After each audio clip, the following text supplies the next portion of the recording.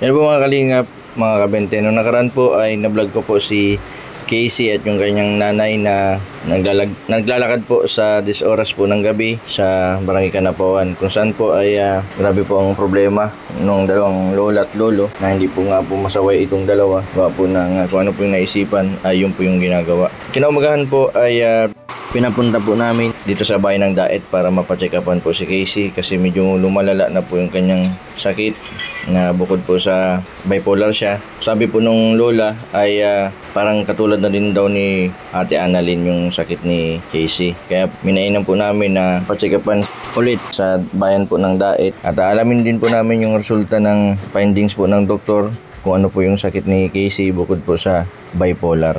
Tara po mga kabente, samahan niyo po kami. Ay sinamahan ko po yung lola ni Casey sa paggawa po ng medical certificate po ni Casey. Grabe po ang naging nakakabigla po yung nalaman ko po ngayon dun sa lola kasi po dati po ay bipolar lang po yung sakit, kaya po pala ganun na tatlong gabi lola, tatlong gabi po na ano po si Casey yung lagi po silang nasa labas ni gusto po nila lakad ng lakad. Naglalakad siya. Hapon nga, ayun nga. Kumusta po yung ano po yung resulta ni Casey? Ito ang kanyang medical na ito, bipolar dati yon.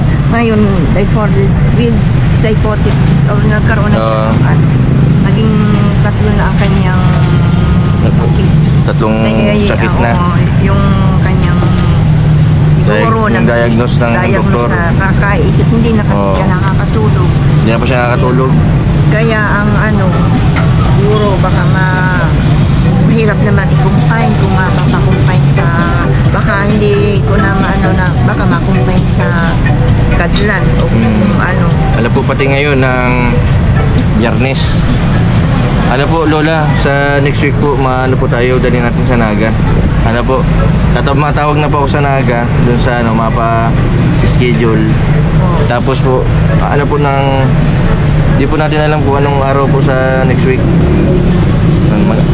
Ay na lang, i-update mo na lang ako. I-update po kita.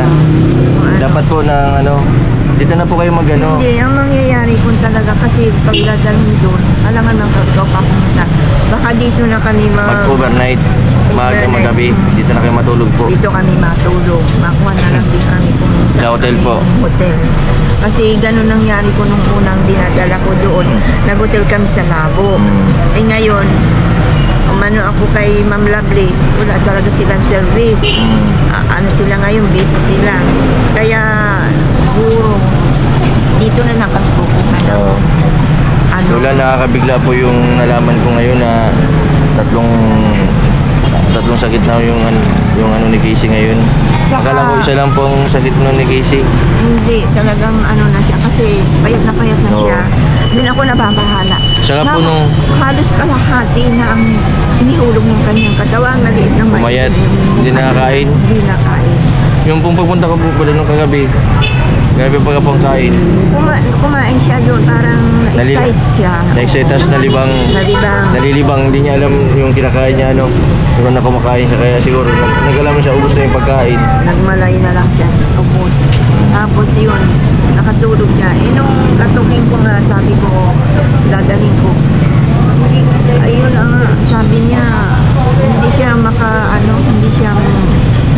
ayaw niya sasakay, gusto niya maglakad na lang maglakad. Paano ko yung madadala kung ganun? Wala naman kami service maglalakad. Ibig sabihin ko kanina, kasi akala ko nga po kasama niyo si Casey. Bakit hindi niyo po pala kasama ngayon? Ayaw niya at hinihintay niya, sabi niya yung masundo, nasaan ang masundo? Hinihintay niya ang masundo, sabi ko walang masundo. Masakay tayo. Napakahirap pagka yung ayaw niya, talagang ayaw niya, hindi, napakahirap ng ganyang may sakit.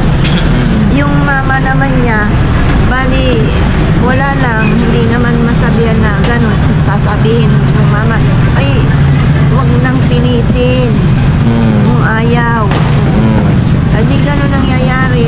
Pinipigilan ng nanay. Pinipigilan pa kahit na magpainom ng gamot. Ngayon, inilalagay ko na nga sa pagkain. Nakakatay ako ng different, konting sabaw lang, di halos konti lang makukuha niyang gamot kasi nandun na, isang buo na nga.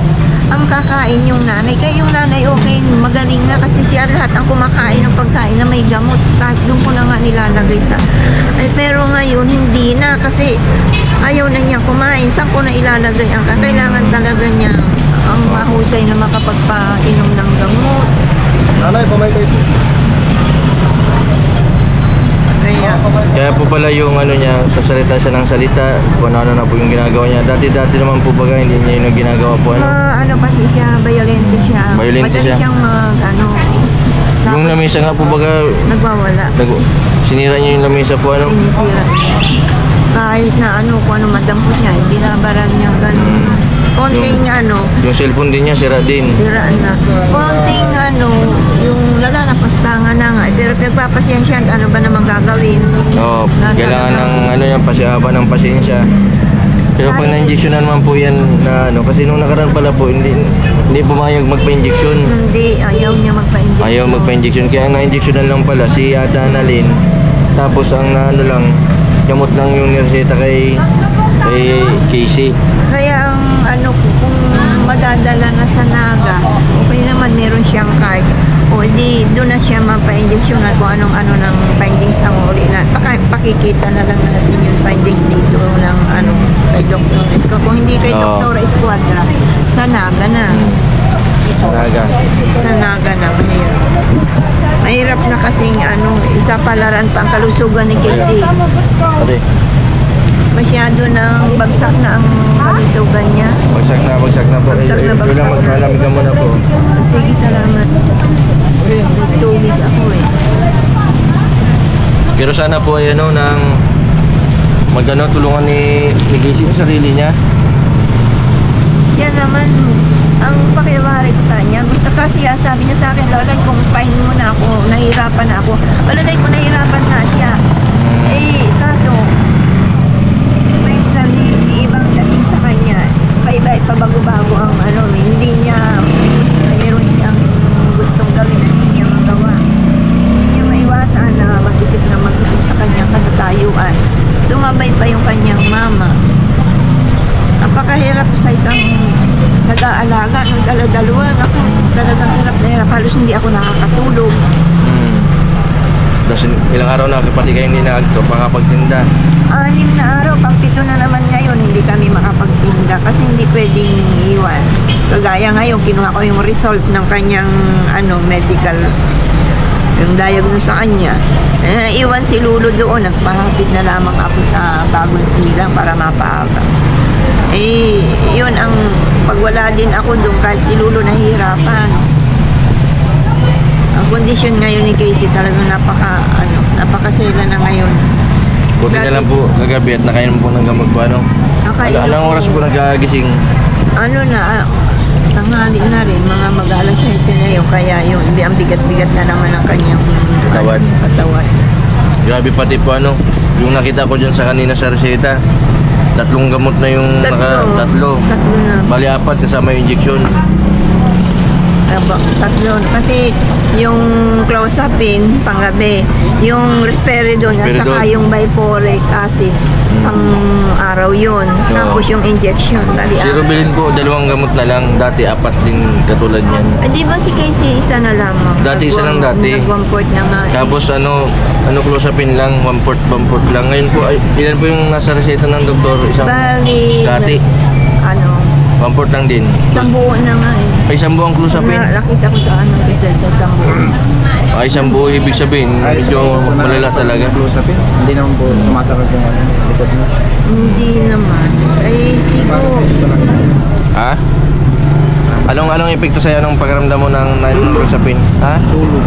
Tulog. Sabi nga niya, headache daw sabi niya. Casey, headache daw na may headache.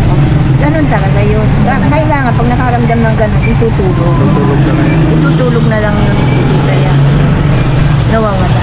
Pagka masakit ang ulo, tapos yun nga yung reaction, sabi ni Dr. Esquadra, yun ay reaction. Kaya kailangan uminom ng risperidone at saka biforic acid.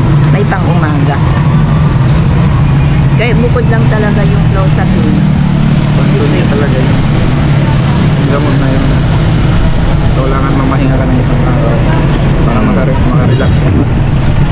Kailangan magpahinga niya para ma-relax. Siya po baga Lola. Si Jigs po, ano yan, kusapin na po ininimo niya. Kaso injection. Pero po yan, maximum po ano yan. Kaso wala man lang siyang ibang kinabalan, libangan doon sa kanila. Kaya ginagawa ko man, kaya sama-sama ko lang. Magaling na din po ito si Jigs. Mabuti yata, hindi ka nakakatawa. Hindi po yan, ano po yan. Ano po ito ng fruity. Yung fruity po yan yung sa atin po yung milk tea, sa kanya po fruity. Yung parang juice lang siya. Kaya, Bawal sa kanya ang soft drinks. kaya nga.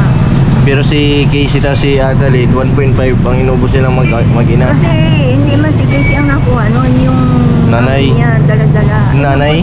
Yung nanay niya. Mabuti siya, may injection na. Oo.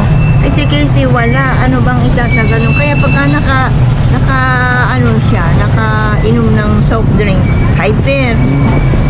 Yeah. Salita na salita, nag-i-English. English. Buti nga po yung maging English. Doon siya mapunta. Kailangan mahusay kang Matanda na tayo. Hindi naman pababa na. Matanda na. Oo. Hindi naman pababa na tayo. Oo. Skill po yan, Lola. Nagtatricycle yan pag walang ginagawa sa walang project, nagpapasada, di lang mabakante. Kaso nagkaroon na nga po talaga ng problema na depresya, kaya yun, parang nawalan siya ng gana. Sa tingin ko po, ang ano po niya, kailangan po na may mag-motivate sa kanya. Kailangan may mag-motivate. Malay mo si Keisha mag-motivate sa'yo. Ay, bihira. Hindi pa niya kita si Casey. Hindi ba kilala si Keisha? Maganda yun. Ano lang si Casey, 26 lang. 26. Tangkad. Ay, bata. Bata pa. Tangkad. Maganda. Kanya 26. Wala. 5'4" yun. 5'4". 5'5". Oo, 5 dito. Kasing taas ko. 5'5".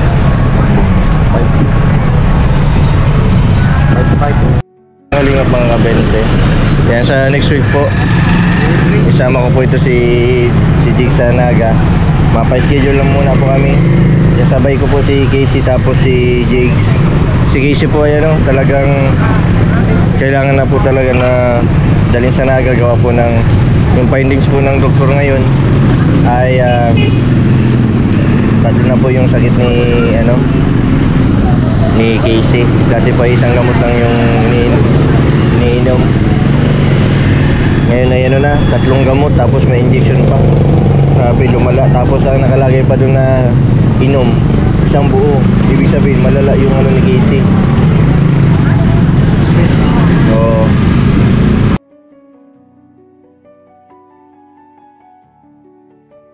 mga kalinga, mga kabente, na dito po kami sa Parisan, dito sa 8 sa may malapit po sa Lourdes College. Yan, tama ko po si Jigs tapos si Lola ni Casey. Lola, kain ka muna po bago ka magbiyahe Santa Elena. Matagal-tagal pa po yung biyahe ninyo. Jigs, ayos ka lang. Nag-bless ka kay Lola ni Casey. Ay, hindi pa. Ay, mag-bless ka dali. Tama. Gusto daw niya makilala si Casey. Mukha niya si Luigi. Ha? Luigi. Ayun po ba kung kailan na magaganda mga may itsura sa katiparensya? Napanood ni Lulu. Oo. Kung sino yung may mga may itsura, magaganda, nagkakaproblema. Kaya ni Lulu. Buti na lang wala akong itsura. Tsaga-tsaga lang din po magaling din po yan si Casey. Kaya, Sarap ng Paris. yan ay makainom ng gamot.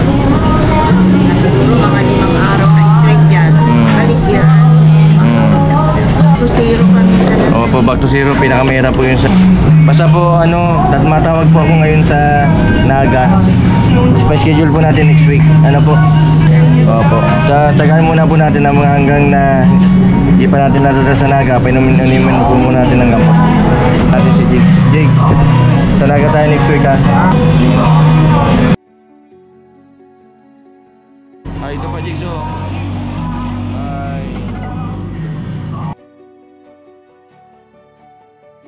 Sarap na sarap ito. Lola, kain na po tayo.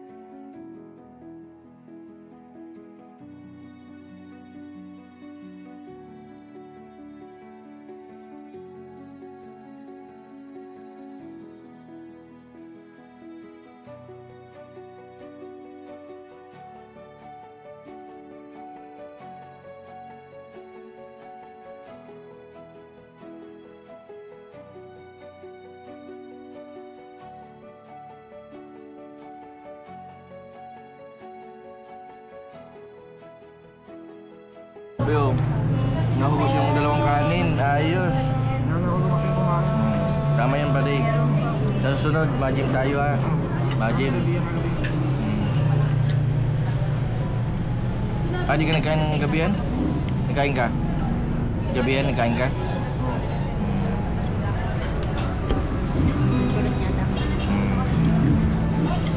Paborito mo ang baka? Baka. Ha? Paborito daw niya ang baka, Lola.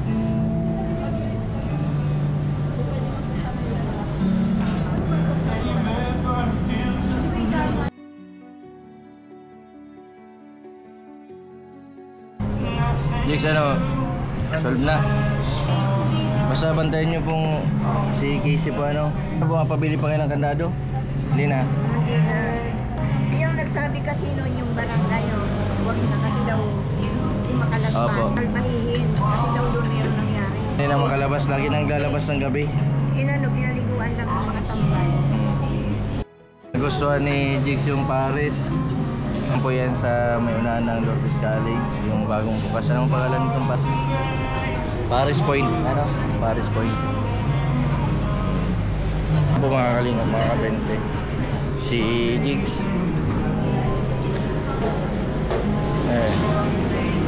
Hello po. Oo, huwag kang magkakape. Jix, nainom ka ng salabat? Masarap pa kayo. Sa linggo. Bakit anong benefits ng salabat? Yung nililinis niya yung ito? Cancer sa ulat. Yung sa ugat? May turmeric yun eh. Yun saka sa lamig. Lamig sa sikmura. Huwag kang magkakape yun lang. Pag nagpunta kayo doon, tatingnan yung ginagawang meron doon sa labat. Lola, mag-ingat-ingat po kayo ha. Sige, salamat. Si Casey po, doble. Maraming Pantayin nyo na salamat. po si Casey at para nila po lumabas ng gabi. Delikado po nung kagabi po ay muntik na mabanggaan, masagasaan ng sasakyan. Di po niya makita yung kagawa ng Nakashade. Kaya ayaw pati nyo, basta kahit araw, siya, nakashade, ayaw niyang tanggalin yun. Kaya pagka nagpunta ka doon, sabi mo palitan na lang ng light Gabing-gabi na, saka kahadilim-dilim pati ng kalsada, nakashade. Hindi niya makikita yung daan, kaya yung biglang yung kurbada, may na sasakyan. Muntik naman, hinila ko yung buhok. Nagalit pa sa akin si Casey. May lahit inram nga dyan sa may anamiam, di magal na sugsug ang Yung nagmangga po. Oo. Kaganong gabi, yung bagay highway, kaya mabibilis doon. Iwanan siya. Katapos lang po ba ng check-up nila? Kaso po, nung sabi po nung doktor, kapag lumabas yung result, dali natin agad. Kaya nga, dapat ang resulta ay kaya ko yung uwi agad at baka kung saan na naman maglayas. Parang sakit niya Lola, ingat po kayo. Isasama ko po si Jix doon po sa inyo. O sige, pupunta raw kayo. Mag-inom ka ng gamot ha. Oo. Para magaling at ang mapagay mo yung aming... yung store po. Oo. Hindi naman po Salamat ha. Malit lang. Sige po Lola, sige po. Sige po. Ingat po, ingat. Ingat din kayo. Opo. Yan po mga kalingap, si Lola ni Casey. Grabe po ang sakripisyo ng dalawang matanda. Na kahit po may mga edad na sila, sige pa rin po ang trabaho nila para mabuhay po yung kasama nila sa bahay, si Casey at si Ate Annalyn. Yan. Kahit po madilim yung kalsada, grabe po yung pagtinda nila. Yan na po, patawid na si Lola na Casey. Sana yun. Sumakay na? Ayun. Sa kabila. Ram Transit. Turbina. Matating si Lola na Casey mga alas 3 ng hapon.